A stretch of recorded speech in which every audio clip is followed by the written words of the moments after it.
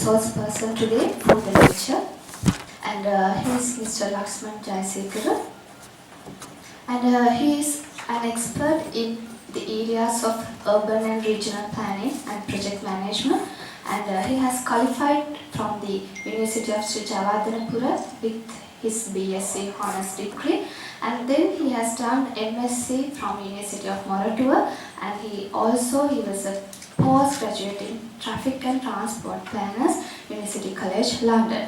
And when considering about his professional qualifications, he was the President Institute of Town Planners, Sri Lanka, and also a Fellow of the Town Planners, Sri Lanka, and Sri Lanka representative for Commonwealth Association of Planners, and also a Senior Certified Valuer.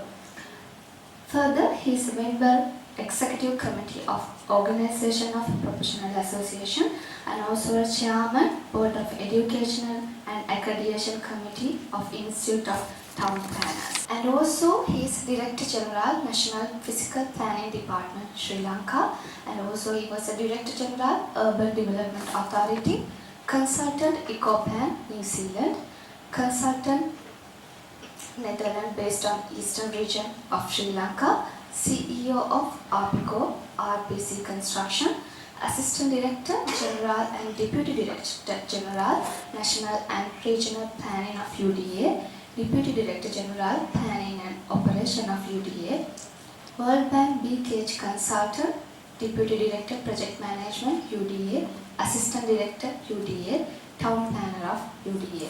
Moreover, he was a Town Planner of United Nations Development Program and Research Associate and Planning Assistant, United National Development Program. So, sir, I would kindly invite you to the podium. Thank you very much, and good evening, ladies and gentlemen. My apologies for the delayed commencement, and we will see whether we can catch up with the time and deliver something useful and valuable. This evening, our presentation would be in 5 parts. We'll try to make it as short as possible every part, and then I am ably assisted by some of my team members. I will introduce them time to time so that you have a vivid aspects of the Megapolis plan from different people. So I would propose and ask your permission at the beginning to get the presentation divided into those vital sectors.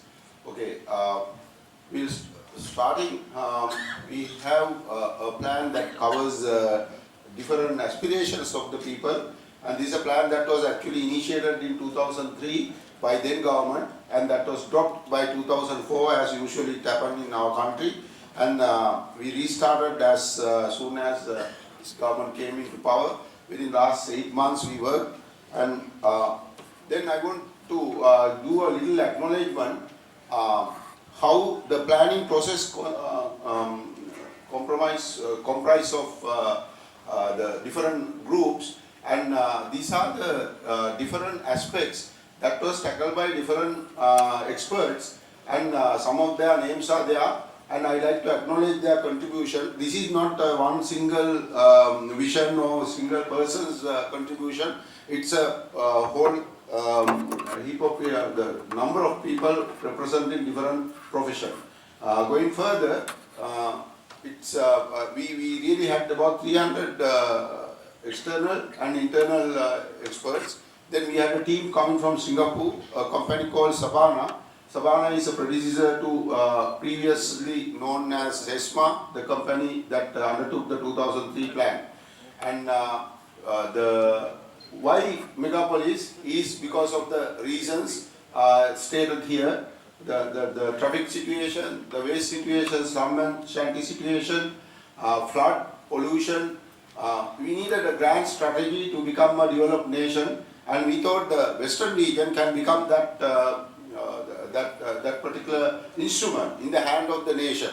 And this is this evening what I'm suggesting is to get you involved in a very interactive conversation where we could really do what we intend to do right at the beginning.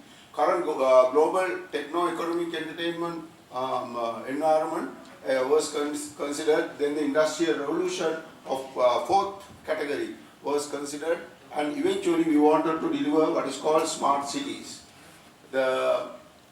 This is a picture of the western region in the night time. It was taken as a technique employed by the World Bank to realize how the development is taking place in many countries. When you take a night picture, you see the areas that are developed and that are undeveloped. Now, if you look at the western region, that is entirely developed, and this is the area, and then the rest of the area, as you can see, in the night times, very little development. Most of the areas are having less developed, but the development is concentrated on this region. Now, structure plan, what we propose after exhaustive studies is something like this. It covers the western region, Colombo district as the main thrust of the development. Then looking at the Katunayake area, particularly because of the airport and related activities. Then coming down to the what is called Jayala between Paligoda and Katunayake, the area called Logistics Center, and then of course the Mirigama and surrounding area as the industrial town development. Then the Horana and surrounding area as the town development for industrial township, and lastly the area of the Avisavela. Avisavela is currently under plantation, but we wanted to keep the plantation as it is and function it as a vibrant city, and then of course get the Kaluthara area where we can do it's a forested area, it's part of the Singaraja, but nevertheless we wanted to take part of it as the development without hindering the natural resources it has. Then of course the route from Negombo coming right down to south, there's a beach front which we identified as what is called tourist belt. Then you might see this line. Now this is the Indian Ocean. Indian Ocean line is this is the first time the plan identified any development plan a part of the ocean as a potential development possibility, right? Then we go down to another version of this, and this is the land use structure plan, and this is the how the plan will be implemented zone by zone, area by area, road by road. Right, the strategic intervention and the specific projects proposed under these plans are divided into 5 areas. Colombo core area, as you can see, starting from the port, the rest of the area coming up to, we have now expanded the core area coming up to about Kotte, Kottava, and towards the Panadura, and going up to Paligoda. This area will be subjected to very intense development activities. Now within that you have what is called core of the core, Central Business District. Now Central Business District is centered around the Vere Lake and going up to the so-called port city developed by the Chinese, and then we are hoping to putting various other development potential from the land mainly owned by the government of Sri Lanka. There is a large extent of lands owned by the government and completely underutilized in this so-called core area. So that has been brought under development, and we have done the detailed design for that area. Once developed, this area will become what is called financial center of the western region, financial center of Colombo. Controversial port city project, in our planning studies we have recommended it to be something like 200 plus acres, not more, and then of course going into the rest of the area, particularly the port of Colombo, we wanted to extend that from Kalani River mouth going up to Jayala. This is a plan conceived in 2003, and we intend to keep that way. this is a very new concept of bringing in the potential of Katunayake Airport City, and we are trying to get the Katunayake Airport City and the surrounding, which is about 300 square kilometers, not acres or hectares, 300 square kilometers, a large extent of land to be developed under this particular subject, not only residential facilities, the various other activities, including export-oriented warehousing and aviation center business park, and some of these activities are given here. Right. Then the Aerocity Katunayake, we are looking at current runway is not quite adequate. It is anyway in need of huge repairs. It has been closed down for some time. They were planning originally to take the airport to Mattala and close down the Katunayake for repairs. What we are now proposing is keep the Katunayake going and also commence the second runway project. We have given the government two options. One is the northern runway, what is called towards the Air Force land. Second one is towards the south runway, which is called the excellent opportunity that exists next to the BOI industrial zone. So, moreover, Colombo region will have 3 runways potentially possible. We have identified the possibility. We have undertaken detailed studies. We are in conjunction with the Changi Airport in Singapore. Those experts and our experts have had several meetings, and then they are hoping to do the detailed design. Right. Then this is an important backup for the port expansion. Now I told you that we are going to develop the port of Colombo towards the north, towards Jayala. Now where do we get the business? Already port of Colombo hasn't been filled with all the development that has taken place in recent time. Therefore, there is a need to have the demand established increase. So what we propose here is develop some of the activities related to the port inside the land, in the land, what is called land-based port-related activities. Now, for that we have identified government-owned 500 acres of land, somewhere spread between Jayala and Valisara. We will also look at whether we can purchase private land taken from various what is called underdeveloped land uses. We are in the process of doing this. I wrote for your information some of the lands that have been identified. These are mainly the government properties, but in addition to the government properties, now we are looking at adjacent properties to be purchased. We are creating a separate fund for that purpose.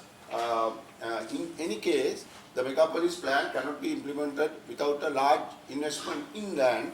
Land is one of the major factors. Right. We are having different approaches, different, what I may say, different attacks into this whole system of implementation, system of growth. It is not only the port related, it is not only the airport related. Those are fixed assets. We want to create new asset. We want to create something that was not there earlier. This is where we conceived the science and technology city. We had the very nucleus of science and technology in Malambe. We expanded on that. You will be surprised to see Malambe, while it looks very well developed, it has about 500 acres or more land available for further development, owned by 3 or 4 people and the government, of course, to a certain extent. So we are in the process of taking over those lands. In the event that the landlords would like to join with us, we would make them the shareholders of the megapolis. Megapolis is a concept of people, and the people will own most of the properties and the assets by the megapolis. Now, going forward, but incidentally, there are 5 activities here, 4 activities: the nanotechnology, IT technology, biotech, and scientific research, And talking about the biotechnology, we are linked up with University of Colombo Medical Faculty. Medical Faculty has obtained many requests from, particularly from the United States, for stem cell research and various other medical related research and the pharmaceutical research development. And we are trying to back them up by giving all the necessary infrastructure facilities and recognition and the fast approval. At the moment, we have 3 projects in the pipeline. We also may have 3 universities in this area. So it is into very advanced stage of planning, advanced stage of land putting together, advanced stage of finalizing the projects. Right. Industrial townships, the backbone of any development of any country is the industrial sector. This is a whole story. We had the second industrial revolution, third industrial revolution. We are in the stage of fourth industrial revolution. What is the fourth industrial revolution? Is based on the what is called digital hard infrastructure.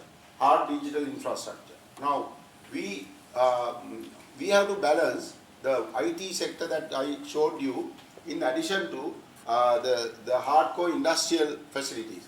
So we figured out that there may be a new demand for the industries both in Mirigama and Horana.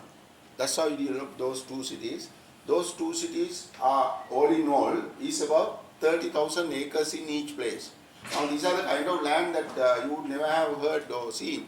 They are coming into the market purely because of the way it is structured into this plan.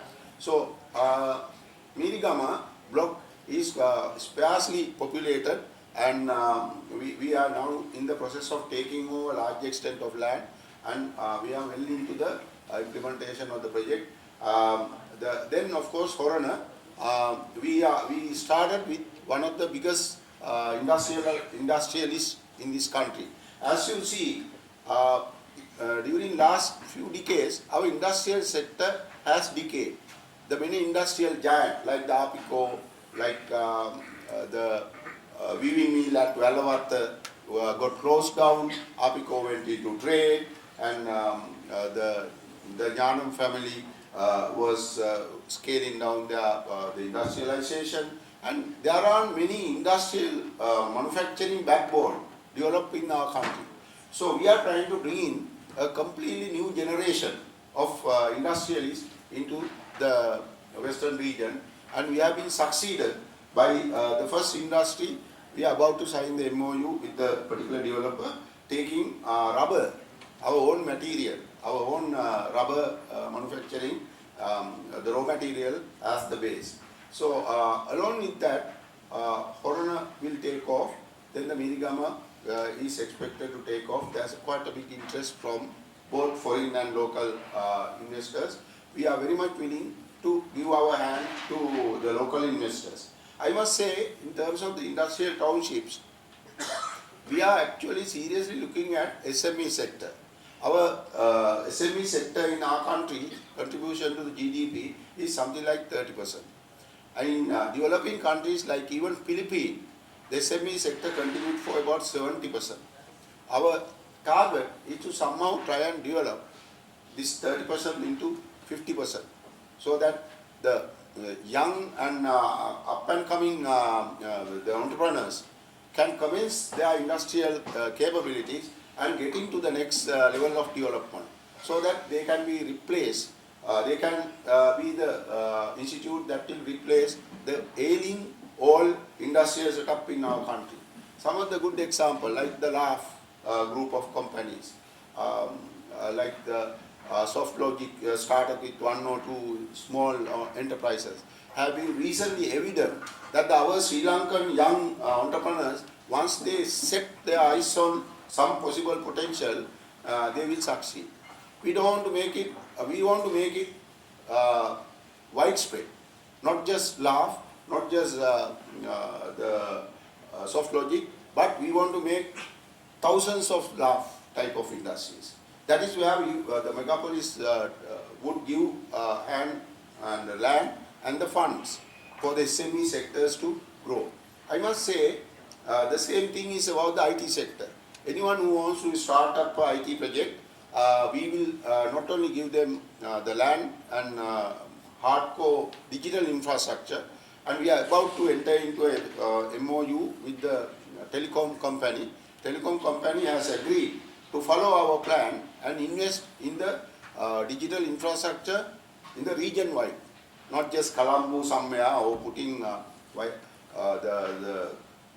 Wi-Fi facility in Gold Face, but across the western region, so that the people could have access to world-class the infrastructure, so that they can commence IT sector without waiting, without depending on anybody's kindness. We want people to be independent. We want you to come forward. We want them to start with a smaller capital, and we want to back them all the way going up to the international market. One glaring example, I am picking few examples of recent successes. The Vertucha, which started as a few people's I wouldn't call garage sale, but as a somewhat a smaller industry. Today they are buying in companies not only in Sri Lanka but also in the South India. Their recent acquisition is about 200 to 300 million US dollars, which acquired one of the back-end companies in the South India. This is the kind of future. This is the kind of future that the megapolis is trying to create for the youth of this country. Plantation city, you may not have heard, except the Nuwara was a plantation city, where it was catering for the plantation. We are putting it upside down. We are trying to create to the urban dweller the plantation. So instead of creating for the plantation, we are getting the plantation upfront and asking plantation to cater to the urban dweller. And that is how the Avisayala plantation city was worked out. And this is giving an enormous opportunity for people to get the living style, completely different lifestyle, whilst being closer to Colombo. How can I say being closer to Colombo? It's taking 2.5 hours to get to Avisayala. I will show you how we are going to do that. Right. Now, in order for physical development to be successful, there should be an economic strategy. Otherwise, it's a series of architectural dreams, and we don't want to be that. So we looked at the economic situation. Our economic situation, as you know, we are beginning from a, I wouldn't say a bad situation. We are beginning from a challenging situation. Our per capita income is just $4,000. If you take, we are looking at projected total population. I'll come to the per capita income eventually. Our present population of the western region is 6 million. It was 5.8 in 2013, currently it is 6 million. We project, given the opportunity, given the accommodation, given the infrastructure, given the employment facilities, it will rise to something like 8.7 million to 9 million. Why? We have 500,000 three-wheeler drivers. We have 2 million people going to Middle East. We have 500,000 diaspora, this employed diaspora.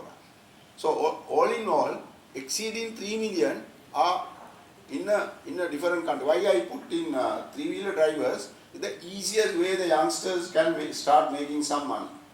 And we believe these people can be most meaningfully, most productively employed, and we will do that during the process of this plan. Now, today our employment capacity of the western region of that 6 million is something like 2.2, and then by 2020 we would like to increase this up to about 2.6 and gradually bring it up to 3 million and over. And with that, what we will do is bring in the employment in different new sectors. Now, I was trying to explain to you the areas that may come up for the new entrepreneurs to start work. Information technology, science, bioscience, medical sector, port-related activities, airport-related activities, logistics side, transport related services, financial service center, tourism including MICs, tourism sector, general manufacturing. Now see, what we have done is create an economic opportunity in these sectors as it has never been before. I am not saying it was not there. Tourism was there, the port was there, the airport was there. But no, the government, successive government, could not harness or take it to a higher level. IT was there. IT revenue during last 1 year has been 920 million US dollars per annum.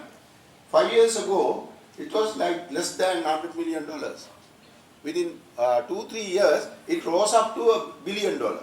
920, I mean, it's $1 billion. And $1 billion is $1 billion. And was there that opportunity earlier? No. And so with the changing global scenario, the governments have to consciously capture this. Government has to go along with that. Government has to enable this. Government has to come into the focus where the youngsters, the new entrepreneurs and the financiers feel confident. So the megapolis is about giving confidence, giving opportunities, giving money, giving lands, giving infrastructure, giving and showing and leading the nation in a manner that it can lead the people into the next generation of entrepreneurs. Currently, our per capita income is $5,000. You may have heard the word $4,000, our per capita income. That is the national. Western region always lead the rest of the country. In the Western region, people who are living here and working are privileged that they are ahead of the rest of the region. It doesn't mean the real meaningful income is $5,000 here. It could be that the lifestyle is changing, the expenses are much more, and therefore a guy who is living in Trincomalee in the rural area, he can live a very good life with $4,000 or less. But the question here is, Western region has been historically given this opportunity of being higher ahead of rest of the region. What are we going to do with this? With sitting on for $5,000, you won't get anywhere. You are in fact going to get a lot of disadvantages. Your loan negotiation with the institutions, World Bank, ADB, JICA, the Chinese New Infrastructure Bank, and even the Fitch rating and all those lending agencies worldwide, including the private lenders, are going to look at your what is called middle class track. $5,000 is a middle class track. You are neither there nor here. Now, that is why we have to break through this. We have to break through from $5,000 into the $12,000. And this can never happen. It can never happen on your own. That's why Virtusha is going abroad. It will happen to one or two guys. That is the mistake in the last government economic policy. One or two guys, one or two builders, one or two entrepreneurs were thriving and going abroad. Investment was going abroad. Here is a situation where the general public, 9 million people of this country are able to compete with anyone like Virtusha, Olaf or anybody else.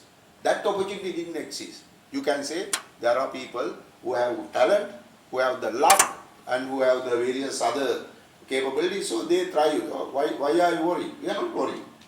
We wish them luck. But we want everybody else to be also lucky. So that's what the government is going to deliberately do. Alright. Currently, the local investment in Sri Lanka per annum is something like $17 billion in the western region and $93 billion in the nationwide. Am I right, Vishwa? Yeah, 17 billion rupees, right? Or dollars? Or dollars, right. Now of these, actually, take the foreign investment, so-called foreign investment. Thus, in the western region, a miserable 0.7 per annum, right here, 0.7 per annum.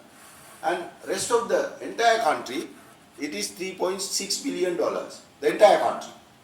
Now, as you would have seen, there is a lot of direct foreign investment. These are according to the data given by the Finance Ministry during the last few years, not recent data, but we analyzed that and found situation like Hambantota, situation like North, where a lot of money has gone into infrastructure. The return on those investment, as you know, is being questioned, queried, investigated, and all kind of gamut of teledrama is going on there. But I'm notwithstanding that, what I'm trying to say is, we didn't have a decent foreign investment. This is the kind of investment would have made by Sri Lankan. Our people were bringing back some of their earnings abroad. And in fact, the earning from Middle East alone is about $6 billion. Now, what we are hoping to do is to increase this radically and tremendously. We want to see, give the opportunity for the foreign investor to increase this $0.7 billion a year into at least $3 billion. We will show you how. Now, actually, we will start on the how situation. We have created a lot of projects. Western Region Megapolis Plan has created economic development project in numbers about 140 projects. Not only we created the opportunity, we planned for that, we acquired land for that, we put together a resource pool, and then we designed some of them. And most of them are there for our designers to design. But I would like to run through some of the key investment that is going to happen in Sri Lanka and in the Western region in this next, if not few years, during next few months, taking the initiative. In order to do that, our per capita income in the Western region has to go from $5,000 to $25,000 over next 15 years. Now these are toll order. You can do this or you don't have to do it. You have a choice. The choice is that diversification of the economy, creating a jumping opportunity, and this is what the people actually expected and waited for. I don't think Sri Lanka ever had a deal.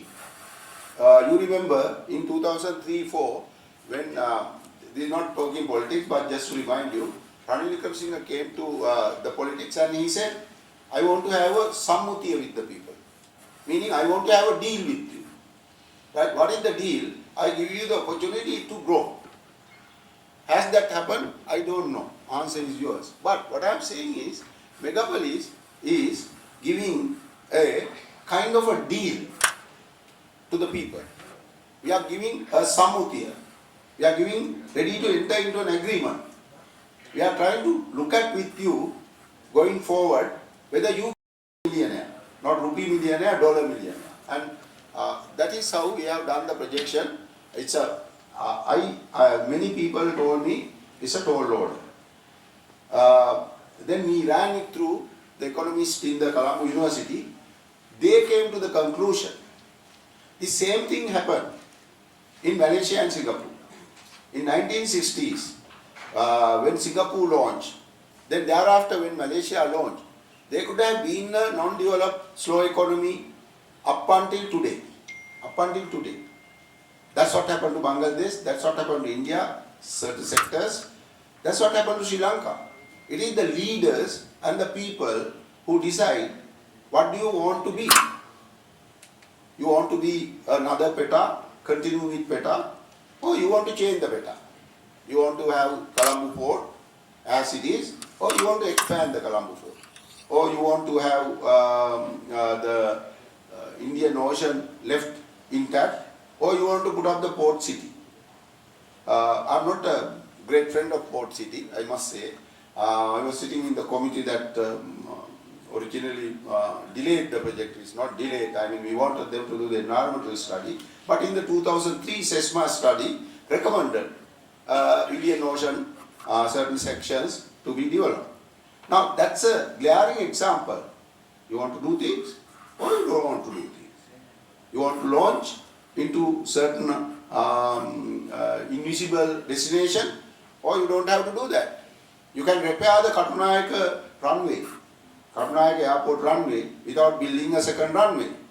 But if you are daring enough, if you want the bigger plane to come, if you want to have a most efficient the airport in this region, If you want to capture the 75% of Indian market, then you have to put up another runway. You don't have to do it, or you can do it. So this is not a challenge. This is the deal that we are giving to the people. This is a deal, kind of a opportunity, and I couldn't find a better word than what Ranil Wickremesinghe said. I want to have a sammuti with the people, and that's a nice way to tell the people. I like to agree with you to make your life better. Now, I'm not kind of contributing to that, or I'm not any kind of admirer of that, but I can find another better way. Maybe we can discuss it today. People will be able to go up to the $25,000 per capita income given the megapolis plan being implemented in full. All right, let's. I would like to deal on the very subtly with the transport intervention. Many people say, look, we have two problems in the western region, nothing happens, solid waste is not being collected, and the roads are congested. We all agree, right? I mean, Dr. Rohan came late for the meeting. I am sure he would have been in the traffic congestion, traffic this thing. I got caught several times. Everybody does their sting on the road. So there's traffic congestion. Now, I don't think it was a problem. Philosophically analyzing the transport situation, in 2001 and 1998, Sri Lanka produced plans to have what is called circular LRT system. The baseline road extension up to Ratmalana and beyond, going up to Moratua, was there during last 100 years. Plan was there, land was there, it was released, even the money was allocated. You would have noticed, whenever you go to Kalaniya temple, you cross the Kalani bridge, there's this big board, where all the pictures of Mervyn Silva and likewise people's, the slogans are there. Now what is that big board? It's a concrete board put up by Mrs. Bandaranaike in 1964. Why? In 1964, they wanted to put up the road going to airport. Now how many of you would have missed the flight, delayed the arrival, delayed the departures, and waiting, cursing the people on that road, going to the airport or coming from there? But we are a kind of people who can either tolerate, live with it, or break it. After 55 years, Mrs. Bandaranaike's wall was run over by what is called the expressway, Kattanayake Expressway, as we know. Now, not only the expressway, we are going to build connection. That's a different story. I'll come to that quickly. What I want to say is, a plan is as good as what you want to implement. Do you want to do it? Or you don't want to? You don't have to. You don't have to. Believe me, that either you do or not, you are still going to travel, you are still going to get through the traffic. You might knock one or two here and there, like people do these days. But it doesn't matter, I mean, you get through. Okay, half an hour late to the office, nobody is worried about that. And we can be a slow, lethargic, miserable nation that we generally would like to be, we generally would not like to be. Particularly the younger generation doesn't want to live in that slow society. At least they send the SMS. They are very happy with the Wi-Fi and they are very happy with various other apparatus that they have found out, and they don't have to see their partner. There are other ways of seeing them. Now, the public transport improvement are a kind of thing that we plan as a very small contribution to Megapolis. Many people who came to Megapolis office said, we want to have the best transport system in the country. My one question was, why didn't you have it all this time? You had the road reservation. In 1998, put up by the Western Region, the Urban Development Authority, for the what is called circular road, outer circular road.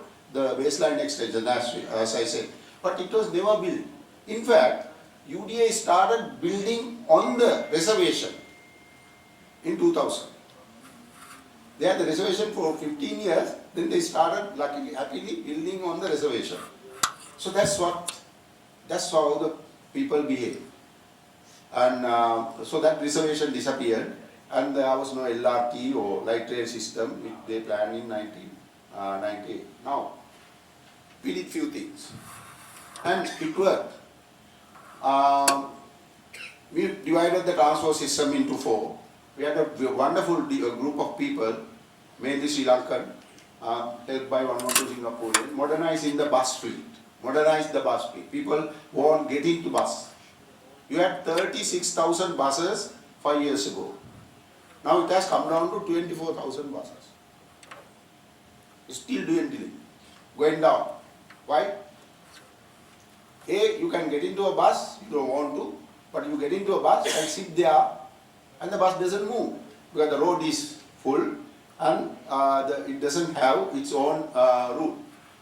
So we reorganize the bus routing, and we told the public bus system, both provincial, local, there are tens of organizations.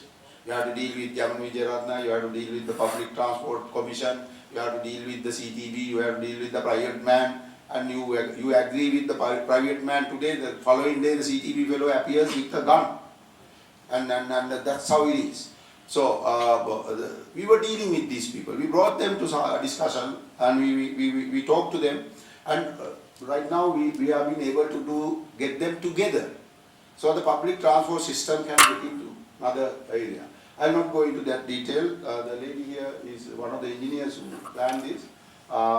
Then the railway electrification.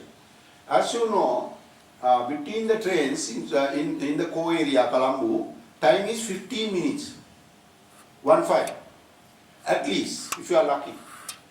We calculated the electrification of railway can bring it down to 4 minutes. 4 minutes, you can get a train. You go to Ratmalane up by the railway station, you want to get to Colombo Fort, wait 4 minutes, you miss the train, wait another 4 minutes. That's what the electrification is all about, and how much it can carry the people. Per hour, anything between 15,000 to 20,000 people. We don't have that much people. If every 4 minutes we are carrying 20,000 people, we don't have so much people. So you can see, as much as a great problem that traffic has, it's also an easy issue. Looking at it, it's just that we didn't want to do it. So now we have decided to do it. That's how we deal with the megapolis and the people. Okay. Then we thought, the electrification, go back to that previous slide, you will see it covers only certain section. It doesn't cover, the electrification doesn't cover all the areas. The areas that covers are the Gold Road, going up to Veyangoda, which we have extended to Polgavela. And those are the only 2, right? Those are the only 2 electrifications. And the rest of the area is not covered. So we cannot, the railway cannot run on the road, and it cannot cross the roads. If you have too many road crossing, you have to, you are blocking the road traffic. Therefore, we went to what is called LRT. We had this proposal for last 6 years on the table. Japanese were willing to give the money to what you see on the right side of the top, monorail. Now, why monorail? That is the one that was excess available in Japan. So they want to give it to us, and our people are ready to bring it. Almost there, the agreements are, MOUs are done, and not that those MOUs are known to people, but they are done, and this and that. So it was about to come. And anyway, we were asked to study this. Then we found one good thing, both monorail and the light rail can go over the ground, over the road. So the people will not be affected, the road crossing will not be affected. You can go avoiding all this traffic congestion. The monorail, as a light rail, can move 30,000 people per hour. And that's far more than what the railway can move in the congested area. For example, can the people move that numbers in Boralla, Waranga to Kalam? No, because it has no railway link. You cannot pass the road. You cross the Castle Street for just 2 minutes. Your traffic congestion is going up to Cemetery Junction. So we thought the best thing, having studied the monorail, light rail, and the what is called BRT, bus rapid system. We found if you are looking for a future, if you are looking for an attainable future, if you are looking for a growth-oriented future, you can go for light rail. Otherwise, of course, you can stay in the BRT, 12,000 people move system. Even otherwise, you can be with the bus. We can increase few buses, we can import few buses, we can ask the private sector bus operators, you know who, they bring in few more buses. You can get into the bus, stay in the bus until the bus get to the destination, whenever you get to the destination. But if you want to go to your office within 5 minutes, 10 minutes, 15 minutes and be fresh, be available, alert, and with your sari or with your kit, without getting pushed by everybody in the street, then you can go for a light rail system. Going further, we identified, we conducted a study based on the Japanese Strada model, and according to that model, we identified 5 areas. Just to mention, areas are Fort Kolpiti, that area, then the fort to Maradana, going up to Paliyagoda, then Dematogoda to Bambalapitiya, then Waranga to Battaramulla, and beyond Battaramulla to Kottawa Malame, and then the Malame to Kaduyela. These are the key core areas. Key areas within the core area. Okay, and this we have recommended, and you won't believe, I mean, it is still at the very initial stage. We have the Japanese government pressing the government of Sri Lanka that they want to investigate this. Pressing the government of Sri Lanka. And they are running away to our office and saying, can you give a recommendation? Are we going with Japanese or are we going? Then yesterday we both Mr. Dr. Rohan Karan, I was in this CEO's forum, and a certain gentleman from one of the most powerful European countries came and told me, hello, if you are putting the tender, don't make it Japanese only, we are also having money. So let's, you make it international. And it is not only these European companies, European organization, but also many other countries who will come forward. It is just that you have to plan for it, design for it, you have to ask for it and expect it. And that is what we are now trying to do. My colleague here, Mr. Jayasinghe, who was the senior procurement officer of the finance ministry, was doing a lot of procurement for the government of Sri Lanka, will tell you how we are going to deal with this situation.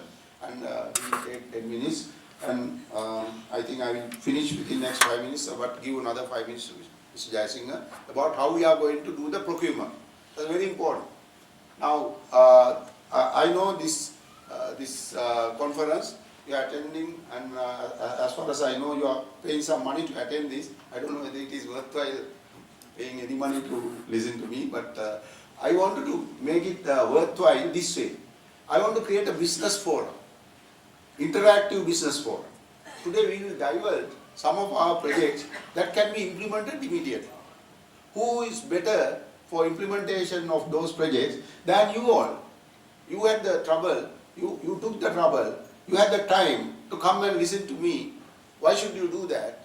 Only reason you want to know, you are inquisitive enough to see what the megapolis is, what can they do.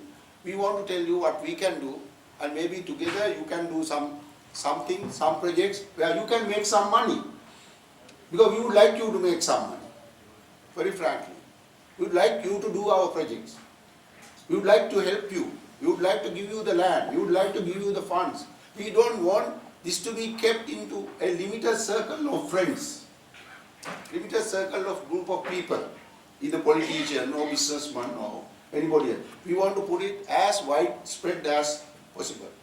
One thing with this government, they never told us to give this project, earmark that project, do this way, that way. None of the ministers who visit to our office very often, They're only worried about the scientific part. They're only worried about the demand part.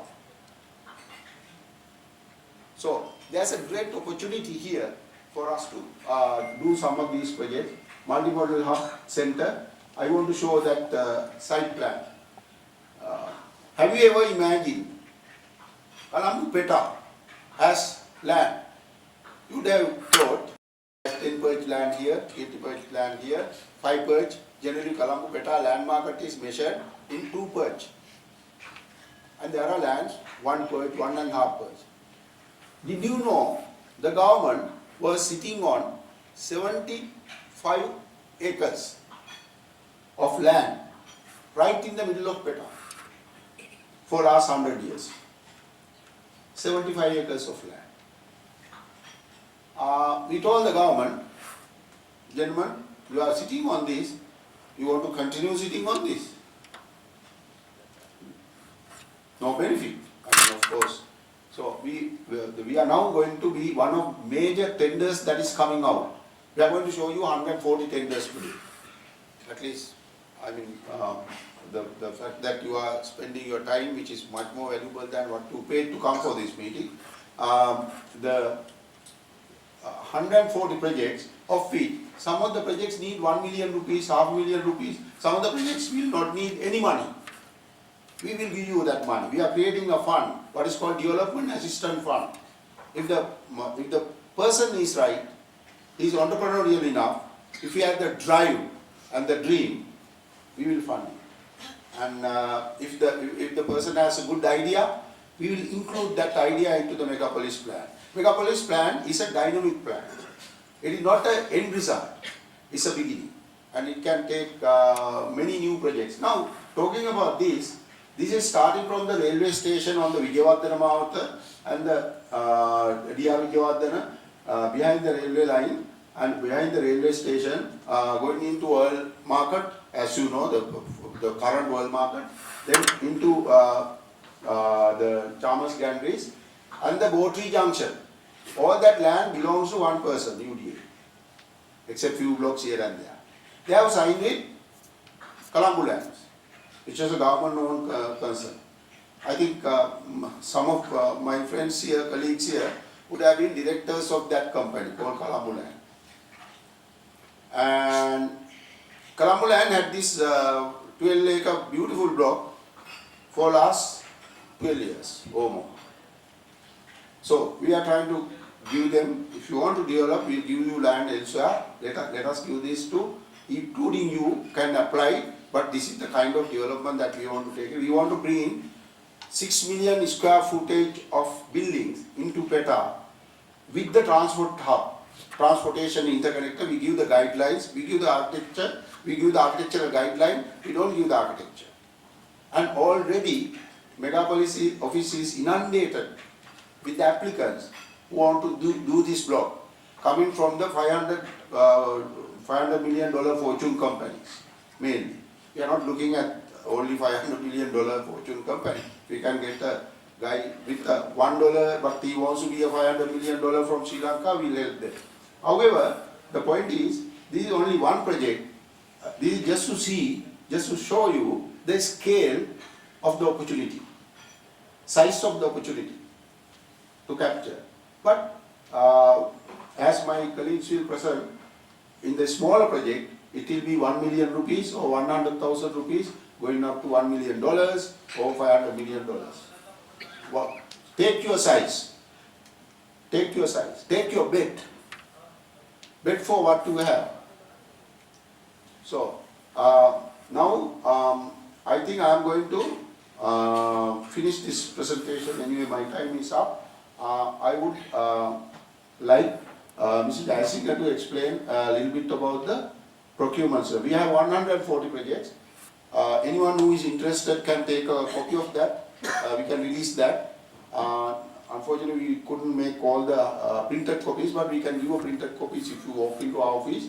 We have the 10th floor of Cecily Paya Phase 2, but you can get the pen drive and copy it right now. We will be happy to do that. And select some projects. Select some projects. Everything is open for, as they say, to grab. And we are ready to help. We are ready for you to be the success. That's the success that the Megapolis ministry, the team, the project, and the government in totality is going to do. So you are now running the rough cut of the projects. We have a big booklet on the projects. Each project is described, explained, scale is given, land is shown, and the size is shown, the expected revenue is shown to the best of our ability. The transport sector pre-feasibility has been completed. We are trying to start the soil test within next 2-3 weeks if we can. Instead of giving to one company, we want to give about 10 companies. Do the soil test, drilling and all that, divide into lane by lane by lane, so that things can happen simultaneously. So the project implementation is a huge, complex construction opportunity. Complex yet very great opportunity. We can get the construction sector going right away, so that when the soil data available for the light rail system, the next steps can come, the beams, the pillars and all that. Okay. So, Mr. Jaisin, the procurement part, how we are going to get you the deal closed. Thank you.